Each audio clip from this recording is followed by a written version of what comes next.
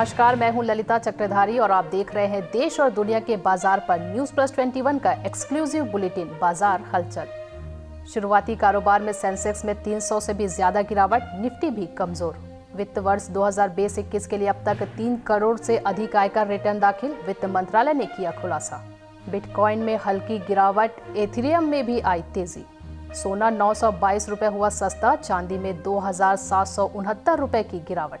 IPO से पहले LIC ने एनपीए के मोर्चे पर अपनी स्थिति सुधारी। सेमीकंडक्टर की किल्लत रहेगी बरकरार, टाटा ग्रुप की यूनिट की राहत में है कई अड़चने।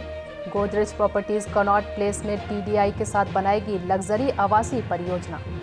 एनडीए की सरकार वाले राज्यों में पेट्रोल 6 और डीजल 9 रुपये सस्ता, कांग्रेस या अन्य पार्टियों की सरकार वाले राज्यों में दाम 100 के पार। प्रीपेड यूजर के बाद अब पोस्ट पेड ग्राहकों को झटका देने की तैयारी, 20 से 25% तक महंगा हो सकता है प्लान।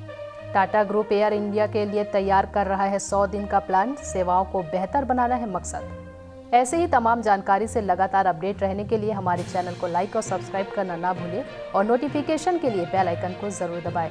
देखते रहिए न्यूज़ प्लस 21, आपके हक की बात।